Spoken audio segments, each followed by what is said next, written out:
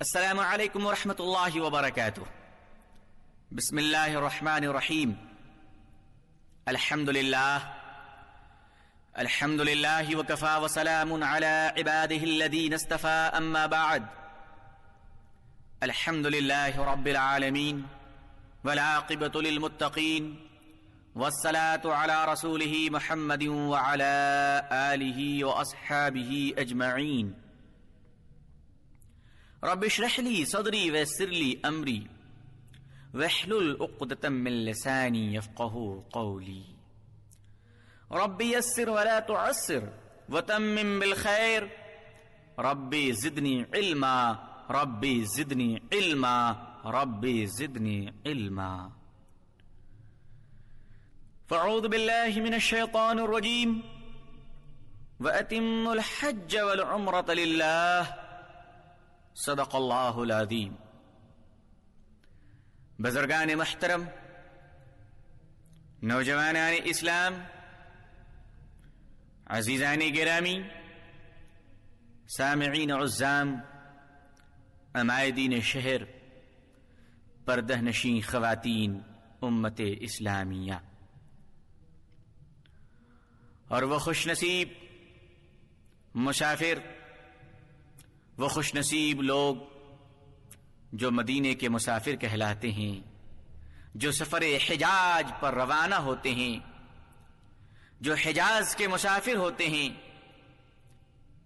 اللہ تعالی ہم تمام لوگوں کو اور پوری امت اسلامیہ کو مقبول حج نصیب فرمائے۔ عزیزان ملت،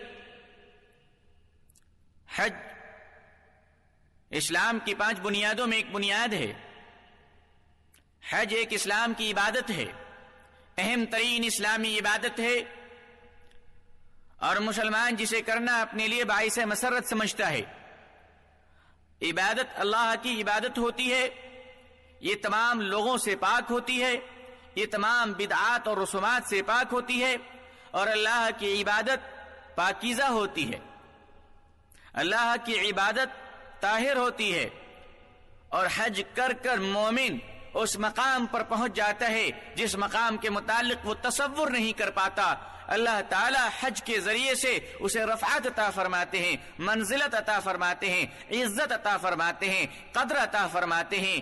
بزرگان محترم، حج مومن کو مقام معراج تک پہنچاتی ہے، حج مومن کو اللہ کے قریب پہنچاتا ہے، حج مومن کو محمد صلی اللہ علیہ وسلم کے قریب پہنچاتا ہے۔ یوں کہہ لو کہ حاجی جب جاتا ہے تو بے شمار گناہ اس کے ذمہ ہوتے ہیں، حاجی جب جاتا ہے تو بہت سارے گناہوں کے پہاڑ اس پر لدے ہوتے ہیں، اس کا سفید دامن گناہوں سے غلیظ ہوا رہتا ہے۔ لیکن بزرگوں اور عزیزان ملت، حاجی جب حج کے لیے جاتا ہے بڑے گنہگار ہوتا ہے، بڑے گناہوں کو ذمہ لے کر جاتا ہے، لیکن جب وہ حج کر کر واپس آتا ہے تو فرمایا جناب محمد رسول اللہ صلی اللہ علیہ وسلم نے کہ وہ اس طرح واپس آتا ہے جیسے وہ آج ہی پیدا ہوا ہے، اس نے کوئی گناہ نہیں کیے ہیں، اس نے زمانے میں کوئی ظلم و ستم نہیں کیا ہے، اس نے کوئی پاپ نہیں کیا ہے، اس نے کوئی بے ایمانی نہیں کی ہے، اس نے کوئی دغا نہیں کیا ہے، وہ آج پیدا ہوا اور معصوم کی طرح واپس آتا ہے۔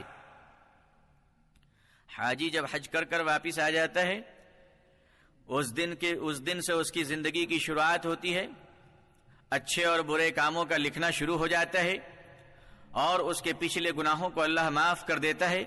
اگلی زندگی وہ جس طرح سے گزارے گا اس کے اعمال ویسے ہی تیار ہوں گے۔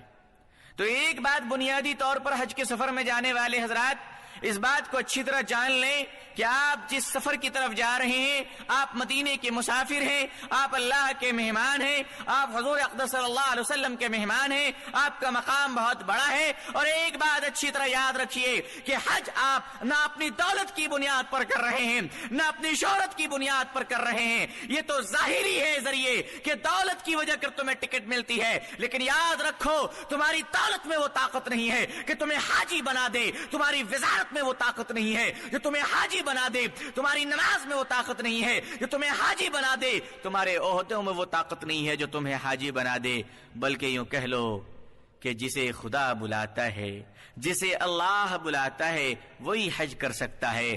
اللہ چاہے تو غریب اور بھکاریوں کو حاجی بنا دے اور بادشاہوں کو محروم رکھ دے۔ شکر ادا کرو اللہ تعالیٰ کا، اور اللہ تعالیٰ سے ہی اس سعادت کو پانے کی دعا مانگتے رہو۔ آپ کی دولت یہ ظاہری اسباب ضرور ہیں، لیکن آپ کی دولت، آپ اپنی دولت کی بنیاد پر، دولت کی طاقت پر آپ مقبول حج نہیں کر سکتے۔ ایک سچی بات، ایک تاریخی حقیقت، ہندوستان میں 800 سالوں تک مسلمانوں نے حکومتیں کی۔ 800 سالوں تک مسلمانوں کا حکومت، مسلمانوں کی حکومت رہی، مغل کا زمانہ رہا، بہت سارے بادشاہ آئے، لیکن یقین مانیے تاریخ کے اوراق یہ سچائی ہمیں بتاتی ہے کہ 800 سالہ دور حکومت میں ایک بھی مسلمان بادشاہ کو حج نصیب نہیں ہوا۔ آپ اندازہ کیجئے کہ وہ بادشاہ تھے لیکن حج نہیں تھے۔ بڑے بڑے بادشاہ، چاہے جتنے بادشاہوں کے نام آپ کو یاد آئیں، ان سب کے متعلق میں عرض کرنا چاہتا ہوں کہ وہ سب کے سب حاجی نہیں تھے، حج ان کو مقدر نہیں ہوا، گرچہ کہ اس میں بڑے بڑے ولی تھے، گرچہ کہ اس میں بڑے بڑے بزرگ تھے، گرچہ کہ اس میں بڑے بڑے دیندار لوگ تھے جنہوں نے قرآن شریف کو لکھا، جنہوں نے ٹوپیاں بیچی، جنہوں نے انگریزوں کے خلاف لڑائیاں لڑی، جنہوں نے جہاد کیا، جنہوں نے اسلامی تخت و نظام قائم کیا۔ بدقسمتی یہ رہی کہ ان کو حج نصیب نہیں ہوا، اور وہ حاجی نہیں تھے۔ آج ایک آٹو رکشہ چلانے والا حج کر کر آتا ہے، یہ اللہ کا کرم نہیں تو اور کیا ہے۔ ایک مسجد میں اذان دینے والا حج کر کر آتا ہے، یہ اللہ کا کرم نہیں تو اور کیا ہے۔ تو اپنی دولت پر بھروسہ نہیں، بلکہ ہاتھ اٹھا کر خدا کے سامنے اس سعادت کو پانے کی بھیک مانگا کرو۔ جنہیں اللہ نے سعادت دے دی اور جن کا جانا طے ہو گیا، یہ تو بڑی خوش قسمتی کی بات ہے۔ جس دن سے آپ کو اطلاع مل جائے کہ آپ حج میں جا رہے ہیں، اس دن سے روزانہ آپ صلاۃ الشکر پڑھیں اور اللہ سے دعا کریں کہ پروردگار تمام تکالیف اور تمام عذر سے ہمیں بچا، تاکہ میدان حجاز میں پہنچ کر، مقام مقدسہ میں پہنچ کر ہم تیری عبادت کر سکیں، ہم تیرا ذکر کر سکیں اور تیری نبی کی سنت کو پورا کر سکیں، ایک ایک سنت پر چل کر اپنے حج کو مکمل کر سکیں۔ تم اسی دن سے دعائیں مانگنے شروع کر دو جس دن سے تمہیں یہ خوشخبری اللہ نے سنا دی کہ تم اب حج میں جانے والے ہو اور حاجی صاحب بننے والے ہو۔ بزرگان محترم، ایک حاجی جاتا ہے، آج سے 4000 سال قبل حضرت ابراہیم علیہ السلام نے جب خانہ کعبہ کی تعمیر کی تو اللہ نے فرمایا، اے میرے ابراہیم خلیل، پکارو میرے بندوں کو میری طرف۔ ابراہیم علیہ السلام نے فرمایا، اللہ میں کس کو پکاروں؟ یہاں تو کوئی نہیں ہے سوائے میرے اور میرے بیٹا اور میری بیوی کے۔ میں ہوں، میرا بچہ ہے، میری بیوی ہے، آگے پیچھے کوئی نہیں ہے، میں کس کو پکاروں؟ کون میری آواز سنے گا؟ کون میری صدا پر لبیک کہے گا؟ اے اللہ میں کسے پکاروں؟ اللہ نے کہا، ابراہیم پکارنا یہ تمہارا کام ہے، قیامت تک آنے والے مسلمانوں کی کانوں میں اس آواز کو پہنچانا یہ میرا کام ہے۔ ابراہیم تم اپنا کام کرو، میں اپنا کام کرتا ہوں۔ ابراہیم علیہ السلام نے 4000 سال قبل خانہ کعبہ کی دیواروں پہ کھڑے ہو کر پکارا تھا اللہ کے بندوں کو، اللہ اکبر، اللہ اکبر، اللہ سب سے بڑا ہے، اللہ سب سے بڑا ہے، حی علی الفلاح۔ اے سننے والو، آؤ کامیابی کی طرف، آؤ کامیابی کی طرف۔ 4000 سال ہو گئے، اس کے بعد حاجی حج پر جاتے ہیں، کیا کہتے ہوئے جاتے ہیں؟ لبیک اللہم لبیک، اے اللہ میں حاضر ہوں، اے اللہ میں حاضر ہوں۔ بھائی آپ کو پکارا کس نے تھا کہ آپ حاضر ہو گئے؟ آپ کو کس نے بلایا تھا کہ آپ چلے آئے؟ حاجی کہتا ہے، لبیک اللہم لبیک، اے اللہ میں حاضر ہوں، اے اللہ میں حاضر ہوں، اے اللہ 4000 سال قبل تیرے ابراہیم خلیل اللہ نے ہمیں پکارا تھا، تیرے نبی تیرے محبوب نے ہمیں پکارا تھا، ہم آج پیدا ہوئے، ہم آج بڑے ہوئے، ہم آج جوان ہوئے، تیرا فیصلہ آج ہوا ہے۔ اے اللہ 4000 سال پہلے پکارا گیا تھا، آج بھی ہم حاضری دے رہے ہیں۔ پکارا تھا ابراہیم علیہ السلام نے، آؤ اللہ کی طرف۔ حاجی آج جا کر کہتا ہے، لبیک اللہم لبیک، اے اللہ حاضر ہوں، اے اللہ حاضر ہوں، اے اللہ حاضر ہوں۔ اللہ فرماتے ہیں، ہاں تو حاضر ہوا، میرے خلیل نے پکارا تھا، اس پکار پر تم آ گئے۔ یہ ایک فلسفہ ہے، یہ ایک حقیقت ہے۔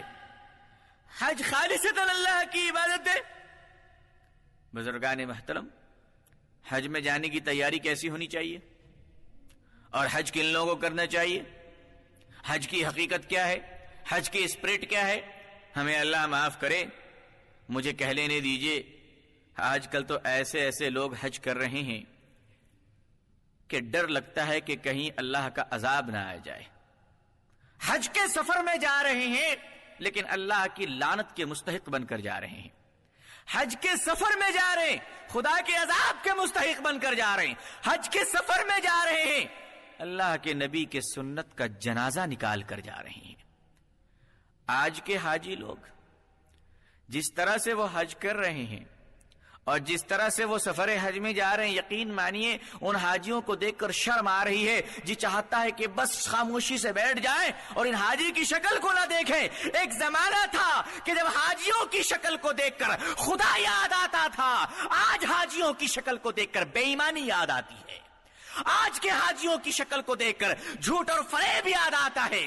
نام میں حاجی لگوا لیا ہے، یجمان ہمارے حاجی صاحب بن گئے ہیں، مالک ہمارے حاجی صاحب بن گئے ہیں، نام تو حاجی صاحب ہے، کردار پاجی صاحب سے بھی زیادہ گیا گزرا ہے۔ آج کے حاجی تو ایسے ماڈل کے حاجی ہیں، شیطان بھی دیکھ کر ان کو شرماتا ہے کہ پروردگار یہی آئٹم تجھے ملا ہے حج کرانے کے لیے، یہی لوگ مدینے جا کر آئے، یہی لوگ مکے جا کر آئے، یہی لوگ خانہ کعبہ کی دیواروں کو چوم کر آئے، انہی لوگوں نے خلاف کعبہ کو چوما تھا، انہی لوگوں نے حضرت اسود کو بوسہ دیا تھا۔ ارے حضرت اسود کو تم نے چوم لیا، حضرت اسود بھی شرماتا ہوگا کہ اے اللہ یہ کون سے مسلمان آ گئے ہیں، نہ دل میں ایمان ہے، نہ مال پاک ہے، نہ نکاح صحیح ہے، آ گئے حج کرنے کے لیے۔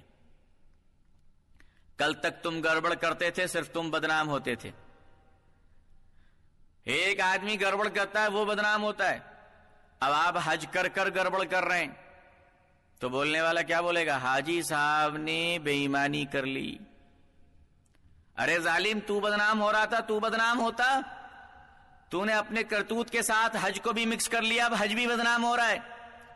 حاجی صاحب نے بے ایمانی کر لی، تو نے حج کو بدنام کر دیا، اور ایک لفظ حج کے پیچھے تو نے خانہ کعبہ کو بدنام کیا، تو نے خلاف کعبہ کو بدنام کیا، تو نے حضرت اسود کو بدنام کیا، تو نے صفا مروہ کو بدنام کیا، تو نے طواف کو بدنام کیا، تو نے زمزم کو بدنام کیا، تم نے حتیم کو بدنام کیا، تم نے مزدلفہ کو بدنام کیا، تم نے مینا کو بدنام کیا، تم نے عرفات کو بدنام کیا، تم نے مدینے کو بدنام کیا، تم نے گنبد خضرا کو بدنام کیا، تم نے ریاض الجنہ کو بدنام کیا، تم نے جنت البقیع کو بدنام کیا، تم نے کیا کیا بدنام نہیں کیا، تم نے روضہ اقدس کو بدنام کیا۔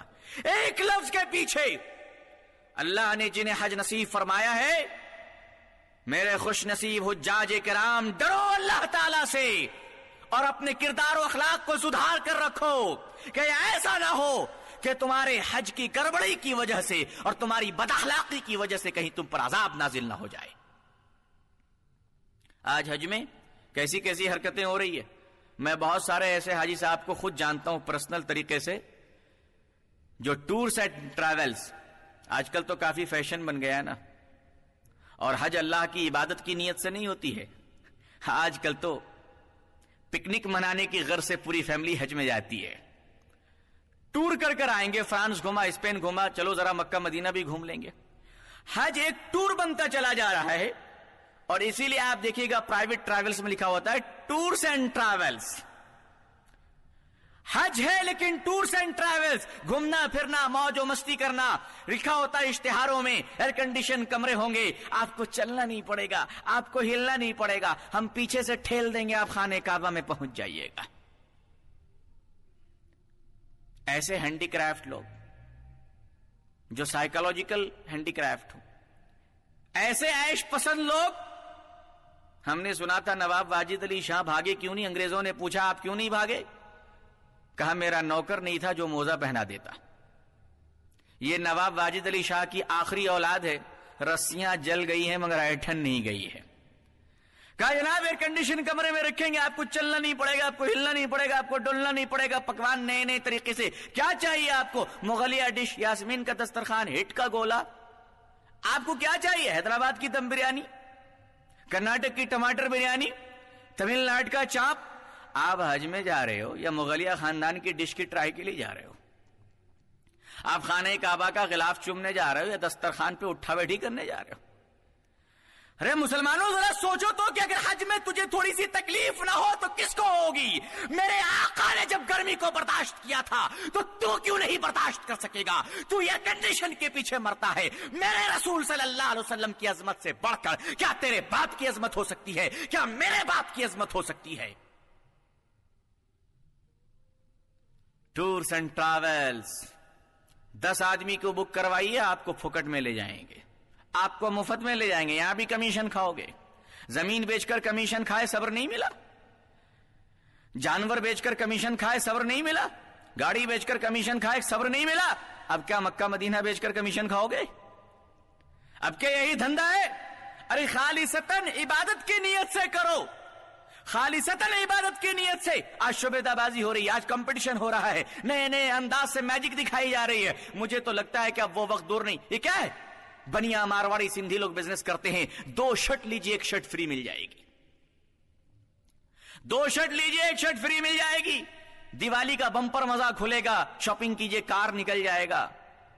اب تھوڑے دنوں کے بعد امریکہ والے بیچیں گے، 2 بڑوں کا کفن لیجئے بچوں کا کفن مفت مل جائے گا۔ اب حاجی ٹورز اینڈ ٹریولز والوں نے بھی شروع کر دیا ہے، 10 آدمی کو ہمارے پاس جھونک دو، ان کو فل شیونگ کر دیں گے، ان کا جیب ہم کاٹ لیں گے، ان کی گردن اتار لیں گے، آپ کو مفت میں حج کروا دیں گے۔ ارے بھائی، یہ اللہ میاں کی عبادت ہے یا کرکٹ کا ون ڈے میچ ہے؟ یہ حج ہے، اللہ تعالی کی عبادت ہے۔ اپنی محنت سے جاؤ، محنت کرو، مشقت کرو، ٹورز اور ٹریول کی نیت نہیں، گھومنے پھرنے کی نیت نہیں، جاؤ، تمہیں ٹھوکر بھی لگے تو آہ مت کرو۔ میرے رسول کے شہر میں یہ ٹھوکر بھی ہمیں ہیروں سے بہتر ہے۔ تمہیں وہ پتھر نظر آتا ہوگا، ہمیں تو گوہر اور موتی نظر آتا ہے۔ میرے رسول کے شہر کا دھول تمہیں تو دھول نظر آتا ہے، ہمیں تو صندل و ریحان کا گرد و غبار نظر آتا ہے۔ تو نگاہوں کی بات ہے، محبوب کی بات ہے، کون کس سے کتنی محبت کرتا ہے۔ عورتیں کیسی گندی ہو بڑی اچھی نظر آتی ہیں، لیکن تمہیں سفر حجاز اللہ کے نبی صلی اللہ علیہ وسلم کا شہر کیسا نظر آتا؟ تو حجاج کرام اپنے پاک مال کو لے کر جائیے۔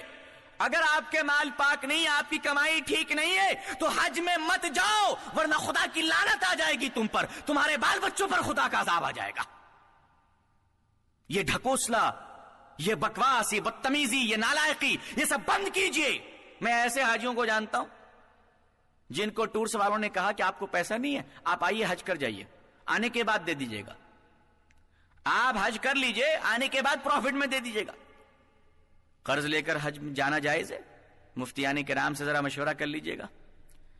ہمارے شہر میں جو علماء کرام رہتے ہیں ذرا ان سے مشورہ کر لیجئے کہ قرض لے کر حج میں جانا جائز ہے؟ زیوروں کو مارواڑیوں کے سود میں رکھا اور اس پیسے سے حج میں جا رہے ہیں، اور بہت سارے ٹریولز والے بھی اپنے زیوروں کو جو ہے سود میں رکھ کر جا رہے ہیں۔ بہت سارے لوگ ایسے جو حج کر کر آ گئے، ابھی تک انہوں نے پیسہ پیمنٹ نہیں کیا ٹورز والوں کو، ابھی تک نہیں دیا۔ 2 سال ہو گئے، 3 سال ہو گئے، دوڑا رہے ہیں کہ آج نہیں کل نہیں پرسوں، وہ تو حج کر کے آگے۔ حج اللہ کی عبادت ہے، اللہ قبول کرے تو تمہاری خوش قسمتی ہے، ٹھکرا دے تو تم کچھ نہیں بگاڑ پاؤ گے۔ یہ تو ایک طریقہ ہوا کہ حلال مال لے کر جاؤ۔ آج دوسرے لوگ ہمارے پاس امانت رکھتے ہیں، دوسرے لوگوں کا مال قرض رہتا ہے، وہ مانگنے آتے ہیں، یجمان ہمارا پیسہ دے دیجئے، مالک ہماری رقم دے دیجئے، تو کیا کہتے ہیں معلوم؟ چل میں حج میں جا رہا ہوں، آنے کے بعد دوں گا۔ غریب کا مال لے کر حج میں جا رہا ہے، یتیم کا مال لے کر حج میں جا رہا ہے، دوسروں کی زمین دبا کر حج میں جا رہا ہے، 30-40 کا سائیڈ، ایک سائیڈ کو 25 آدمی کے ہاتھوں بیچ کر حج میں جا رہا ہے۔ کیسا ماڈل کا حاجی ہے؟ فرشتے بھی دیکھ کے کہتے ہوں گے اللہ میاں ہم نے بڑے بڑے گدھے گھوڑے کو دیکھا، ماڈل کو دیکھا، مگر یہ تو نے کیا ماڈل بنایا اللہ میاں کہ پوری دنیا کو لوٹ کر تیرے دربار میں آیا ہوا ہے، پوری دنیا کو برباد کر کر تیرے دربار میں آیا ہوا ہے۔ ایسے حاجیوں کو دیکھ کر تو ایسا لگتا ہے جاپان نے زندگی میں سب کچھ بنا لیا مگر ایسا ایک ماڈل نہیں بنا سکا، اور کبھی بنا بھی نہیں پائے گا، کیونکہ وہاں جو بھی بنتی ہے ایمانداری سے بنتی ہے۔ زمینیں دبا کر حج میں جا رہے ہیں، حج میں جانے سے پہلے چیٹیوں کا کاروبار، سود کا کاروبار، بے ایمانی کا کاروبار، آنے کے بعد وہ کاروبار اور بڑھ گیا کیونکہ نیت صاف نہیں تھی، جانے سے پہلے نیت صاف نہیں تھی۔ جانے سے پہلے بہت سارا کمٹمنٹ رکھے گئے, پورے الٹے سیدھے کام, چہرے پہ داڑھی نہیں, بس حاجی صاحب کا نام آ گیا ہے. کیوں؟ اب مسجد کا صدر حاجی صاحب بننا چاہیے. کام کیا کرتے ہیں؟ تو بھٹی چلاتے ہیں. مسجد کا صدر حاجی صاحب کو بنا دو. کام کیا کرتے ہیں؟ تو چیٹی کا کاروبار ہے پورے شہر میں. چیٹی کیا ہے؟ یہ سود ہے. اور سود خور, سود خوری کرنا, سور کا گوشت کھانا دونوں برابر ہے. کیا سور کا گوشت کھانے والوں کو تم مسجد کا صدر بناؤ گے؟ شرم نہیں آتی مسلمانوں؟ یہ قیامت کی علامت نہیں تو اور کیا ہے؟ کیسے کیسے لوگ آ جا گئے ہمارے ماحول میں. حج میں جانے سے پہلے شہرت ہوتی ہے, اخباروں میں اشتہار ہوتا ہے, حاجی صاحب حج میں جا رہے ہیں. بھائی اس سے بہتر ہوتا ہے قبرستان چلے جاتے, کم سے کم حج کو ناپاک تو نہیں کرتے. اشتہار آ رہا ہے, اتنی شہرت ہو رہی ہے, اتنی شہرت ہو رہی ہے, ایک ایک آدمی کو چھوڑنے کے لیے 50-50 گاڑیاں آ رہی ہے, پھول کے ہار ایسے پہنائے جا رہے ہیں جیسے اللہ کی عبادت میں نہیں جا رہے ہیں, الیکشن میں ووٹوں کی ریگنگ کرنے جا رہے ہیں. ایسا لگ رہا ہے جیسے خانہ کعبہ کو چومنے نہیں جا رہے ہیں, بیلٹ باکس اٹھا کے بھاگنے جا رہے ہیں. یہ کیا مصیبت ہے؟ شہرت کا یہ عالم ہے, اخباروں میں لمبی لمبی تصویریں آ رہی ہے, حج میں جا رہے ہیں. اب وہ وقت آئے گا جب حج میں جانے والوں کی لسٹ لے گی کارپوریشن والے, ایڈورٹائزمنٹ کمپنی والے, اور وہ فون کریں گے حاجی صاحب آپ حج میں جا رہے ہیں؟ کہاں جی اللہ کی مرضی حج میں جا رہا ہوں. کہا ٹھیک ہے, آپ کے جا کر پہنچ کر حج ہونے تک پھر واپس آنے تک کا ایڈورٹائزمنٹ ہمارے ذمہ کر دیجئے, 50,000 روپے. کہا کیسے ایڈورٹائزمنٹ کرو گے؟ کہا سٹی کے بڑے بڑے بورڈ میں آپ کی تصویر اور نیچے لکھ دوں گا اہلاً و سہلا مرحبا لبیک اللہم لبیک, حاجی صاحب جا رہے ہیں, خدا واپس لائے تو خدا کی مرضی, نہ آئے تو گھر والوں کی قسمت. اب معلوم ہے کارپوریشن والے جو ہے ایڈورٹائز کر رہے ہیں, ٹیلی ویژن میں آئے گا, تھیٹروں میں نوجوان فلم دیکھ رہے ہوں گے, بیچ میں بریک آئے گا اور لکھا ہوگا سوری فار بریکنگ, ایک امپورٹنٹ نیوز ہے, تھیٹر کے مالک حج میں جا رہے ہیں, تھیٹر میں فلم دیکھنے والے لوگوں سے دعاؤں کی درخواست ہے. اب کیا دعا کرو گے آپ وہاں بیٹھ کر؟ کس کے صدقے میں بھائی؟ امیتابھ بچن کے صدقے میں. اس قسم کی شہرت کی طرف لوگ بڑھ رہے ہیں, وہ وقت دور نہیں ہے جب اس قسم کے حالات پیش آئیں گے. میں نے تو اپنی آنکھوں سے دیکھا ہے کہ ایک حاجی صاحب حج میں کرنے جا رہے ہیں, مجھے بھی بلایا گیا آئیے دعا کیجئے, میں بھی بیٹھا ہوا تھا دعا کرنے کے لیے, لیکن دعا سے پہلے جو بد دعا کا ماحول دیکھا وہ بھی آپ سن لیجئے. اللہ گواہ ہے, میں نے اپنی آنکھوں سے دیکھا کہ عورتیں اور خواتین رشتہ دار ملنے کے لیے آئیں, جوان جوان لڑکیاں. حاجی صاحب مردوں سے تو مردے, اللہ اللہ اللہ, کتنے رنگین مزاج حاجی صاحب ہیں وہ, اللہ کی پناہ, کہ مرد تو مرد. میں نے یہ دیکھا کہ حاجی صاحب نوجوان لڑکیوں سے گلے مل رہے ہیں, معانقہ کر رہے ہیں. حج میں جا رہے ہیں, وہ گلے مل رہے ہیں, مرد سے نہیں بلکہ عورتوں سے گلے مل رہے ہیں. حاجی صاحب خواتین سے گلے مل رہے ہیں. اتنا ہی نہیں, بات اور آگے بڑھی. اب تو آج کل ہمارا حج کیمپ بھی گھومنے کا اور اوباش کرنے کا ایک اسپاٹ بنتا چلا جا رہا ہے, جہاں نوجوان لڑکے نوجوان لڑکیاں آپس میں ٹائم دیتے ہیں. کہاں ملاقات کی جائے؟ حج کیمپ میں آ جانا, بڑا اچھا موقع ہے, لوگ شک بھی نہیں کریں گے, بیٹھ کر گفتگو بھی ہو جائے گی, عشق و محبت بھی پروان چڑھ جائیں گے, حاجیوں کی نورانی شکل کو دیکھ لیں گے, شاید ہو سکتا ہے ہماری محبت کامیاب ہو جائے.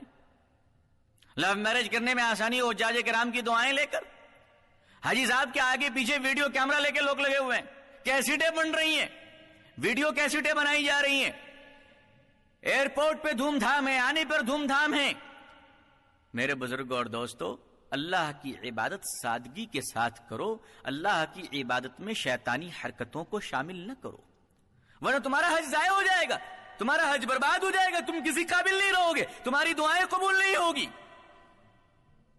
حج میں جانے کے بعد وہاں عبادت کم کر رہے ہیں. مجھے کسی نے سنایا اتنا کھا لیتے ہیں وہاں, اتنا کھا لیتے ہیں, اور جانے سے پہلے بھی بہت کھاتے. ایک ایک حاجی کی ایسی دعوت, خواہ مولویوں کو بدنام کیا جاتا ہے کہ مرغا توڑنے میں مولوی ایکسپرٹ ہے, دعوتیں مولویوں کی زیادہ چلتی ہے. بھائی صاحب یہ غریب مولوی تو کسی طرح اپنی زندگی گزار لیتا ہے. حج کے زمانے میں کسی حاجی کو جانے سے پہلے ذرا وقت پوچھئے, مرنے کی فرصت نہیں ہوتی, کھانے کی دعوت اتنی ہوتی ہے. اتنا کھاتا ہے کہ بدہضمی کا شکار ہو جاتا ہے, طبیعت خراب ہو جاتی ہے. وہ جس کام کے لیے جا رہا اس قابل نہیں رہتا, مرغا توڑتا جاتا ہے, مرغا توڑتا آتا ہے, اور آنے کے بعد بھی سکون نہیں. اتنی لمبی شکایت, ناشتہ باسی تھا, کھانے میں بڑے کا تھا, چھوٹا نہیں تھا, چمپا کلی, انار کلی, وہ گوشت کے الگ الگ نام ہیں, چکن مٹن. وہ ایک لمبی شکایت, گرم نہیں تھا, اسپائسی نہیں تھا, کس قسم کے کھانے تھے. اب وہاں پہنچ کر بھی کیا کر رہے ہیں, اتنا کھا رہے ہیں کہ اس مقام پر, اس مقام مقدس میں پہنچ کر وہ عشاء کی نماز پڑھے بغیر سو جاتا ہے, اور فجر میں اٹھنے کی توفیق نہیں ہوتی. ظاہر سی بات ہے اسلامی زندگی نہیں، اسلامی ٹریننگ نہیں، غنڈہ گردی کرتے رہے، لفنگا گیری کرتے رہے، آوارہ گردی کرتے رہے، پیسہ آ گیا حج میں چلے گئے۔ حج میں جانے سے پہلے جو تیاری ہونی چاہیے، جو اسلام پر عمل کرنا، اسلامی ماحول میں رہنا، مسجد سے جڑے رہنا، علماء کرام کی صحبت میں بیٹھنا، نمازوں کی پابندی کرنا، اسلامی سنت کو جاننا، یہ سب کوئی واقفیت نہیں ہوتی۔ پیسوں کی بنیاد پر سفر کر جاتے ہیں، عشاء کی نماز نہیں پڑھا، مردوں کی طرح لیٹے ہوئے ہیں، بیل کی طرح، بھینس کی طرح سو گئے۔ میرے دوست ایک حج کر تشریف لائے، میں نے ان سے ملاقات کی، بڑے شریف النفس آدمی۔ میں نے پوچھا آپ کا سفر کیسا رہا؟ انہوں نے فرمایا اللہ کا شکر ہے۔ میں نے کہا کچھ واقعات بتائیے جو پیش آئے ہوں۔ انہوں نے کہا کہ ایک بڑی شرمندگی کے ساتھ ایک واقعہ میں بتانا چاہتا ہوں۔ کہا کیا؟ کہا فجر کی نماز کا وقت تھا، ہمارے کیمپ میں لوگ سوئے ہوئے تھے، ہم میں سے ایک آدمی کو خیال آیا کہ چلو جگا دیتے ہیں، نماز کا وقت ہے، تو کچھ نوجوان ہٹے کٹھے وہ لیٹے ہوئے تھے۔ جب ان کو جگایا گیا، اٹھو بھائی فجر کی نماز کا وقت ہو رہا ہے، تو ان نوجوانوں نے جواب دیا کون رہے یہ خانہ کعبہ کا انہیں مؤذن؟ کیا یہ کون ہے خانہ کعبہ کا مؤذن آگے ہم کو جگانے کے لیے؟ اس قسم کے الفاظ کہے اور نماز نہیں پڑھی۔ کتنی بدقسمتی ہے، کتنے بدقسمت ہیں وہ لوگ جنہیں خدا کی زمین پر پہنچ کر، خانہ کعبہ میں پہنچ کر نماز وقت سے پڑھنے کی توفیق نہیں ہوتی۔ جماعت میں نہیں جاتے، حرم شریف میں کمرے میں ہیں، نماز کمرے میں پڑھ رہے ہیں۔ کہا بہت تھکا ہوا ہوں، بوڑھا ہوں، چل پھر نہیں ہوتا۔ ارے بھائی مرتے مرتے رینگتے ہوئے کیڑوں کی طرح جاؤ، کیونکہ یہ مقام وہ ہے کہ جہاں تم جاؤ گے بوڑھوں کی طرح، خدا لائے گا تمہیں جوانوں کی طرح۔ جہاں تم جاؤ گے پاپیوں کی طرح، آؤ گے فرشتوں کی طرح۔ جہاں تم جاؤ گے گنہگاروں کی طرح، آؤ گے معصوموں کی طرح۔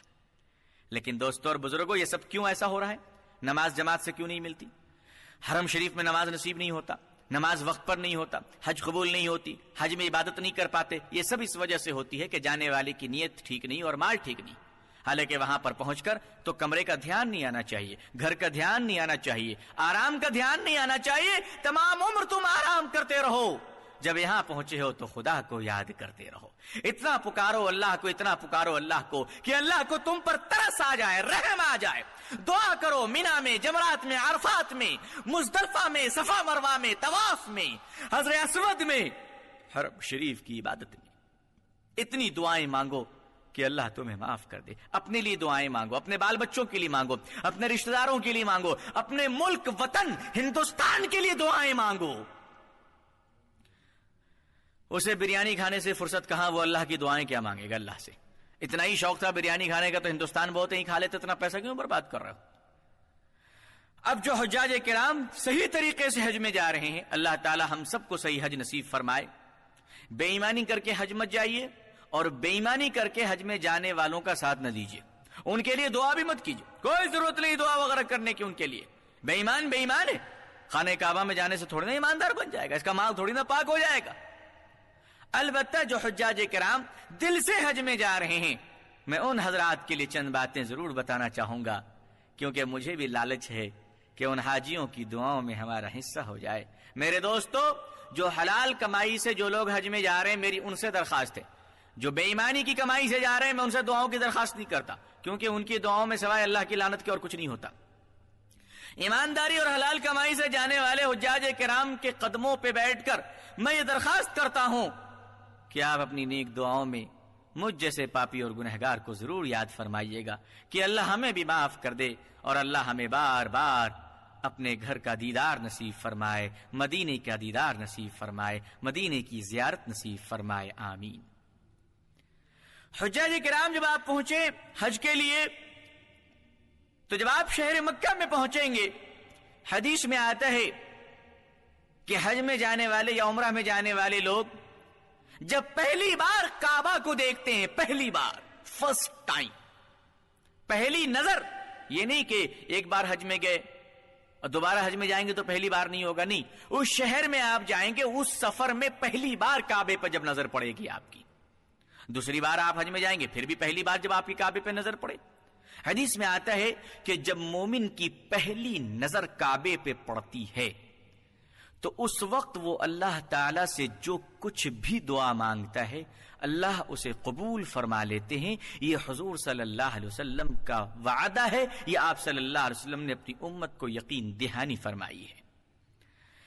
खाने काबा पर जब पहली नजर पड़े तुम जो कुछ अल्लाह से दुआ मांगोगे अल्लाह कबूल कर लेगा। लेकिन दोस्तों और बुजुर्गों, काबा का रोब इतना है, काबा का जलाल इतना है, काबा की अजमत इतनी है, काबा का एहतराम इतना है कि जब मोमिन की पहली नजर उस पर पड़ती है तो मोमिन तो दीवाना हो जाता है काबा को देखकर। ऐ अल्लाह, यही वो तेरा पुरजलाल घर है, ऐ अल्लाह यही तो तेरा वो मकान है जिसे देखने की आरज़ू और हसरत में 50 साल बीत गए, 60 साल बीत गए, हम तेरे घर को देखने आए हैं। मोमिन तो खुदा के घर को इतने प्यार से देखता है कि वो दीवाना हो जाता है, वो उसका फरेब में आ जाता है, वो फरेफ्ता हो जाता है, वो आशिक व माशूक की तरफ पिघल जाता है। उसे कुछ याद भी नहीं कि मैं क्या मांगूं, क्या छोड़ दूं, क्या दुआएं मांगूं। वो काबा की जलाल को देखता है, वो काबा की अजमत को देखता है और अल्लाह ताला की कुदरत को देखकर कहता है अल्लाह यही तेरा घर है। ऐसे वक्त में मोमिन पहली नजर में क्या दुआ मांगे? उलमा फरमाते हैं कि बहुत सारी दुआएं तो तुम नहीं मांग सकते वहां पर, लेकिन हां जब खाने काबा पर तुम्हारी पहली नजर पड़े तो इतना कह देना कि ऐ अल्लाह सारी उम्र जितनी खैर की दुआएं करूं सबको कबूल फरमा ले। बस ये अल्लाह अगर तुम्हारा कबूल कर लिया तो पूरी जिंदगी की एग्रीमेंट हो गई। फिर तुम जहां जाओगे दुआ मांगोगे अल्लाह कबूल कर लेगा। चाहे हिंदुस्तान में मांगो, चाहे पाकिस्तान में मांगो, चाहे रेगिस्तान में मांगो, चाहे अफगानिस्तान में मांगो, चाहे तुम जिस जगह से चलते चलते कब्रिस्तान तक दुआ मांगो, अल्लाह तुम्हारी दुआ को कबूल कर लेगा। ये एक परमानेंट एग्रीमेंट है जो खाने काबा पर पहली नजर पड़ते वक्त मोमिन कह देता है। अल्लाह ताला हम सबको तौफीक अता फरमाए। आप जब आप वहां जाएंगे तो आपको दो किस्म के पत्थर नजर आएंगे। एक पत्थर है हजरे असवद जिसको आप चूमते हैं, और एक रमी जमरात में बैठा हुआ 1 2 3 3 मॉडल के 3 शैतान, वो 3 शैतानों को आप पत्थर मारते हैं, वो भी पत्थर, हजरे असवद भी पत्थर, शैतान की निशानी वाली, शैतान की जो वहां पे निशानी है वो भी पत्थर, खाने काबा की दीवार से जो चिपका हुआ है वो भी पत्थर। एक रमी है जमरात है और दूसरा हजरे असवद है। एक को आप चूमते हैं और दूसरे को आप जूते मारते हैं, दोनों ही पत्थर है। एक से मोहब्बत है, दूसरे से नफरत है, एक महबूब है और दूसरा मरदूद है। आखिर इसकी वजह क्या है? कभी गौर किया आपने? हजरे असवद को आप चूमते हैं, उस पत्थर को जाके, रमी जमरात के पत्थर को जाके आप मारते हैं, वहां आप मार रहे हैं या चूम रहे हैं? क्या वजह है? मुसलमानों, हम ये कहते हैं कि जिस पत्थर को मेरे रसूल ने चूमा है हम चूमते रहेंगे, जिस पत्थर को मेरे रसूल ने मारा है हम कयामत तक मारते रहेंगे। हमारी कोई अपनी मर्जी नहीं, हम तो मोहम्मद के गुलाम हैं सल्लल्लाहु अलैहि वसल्लम।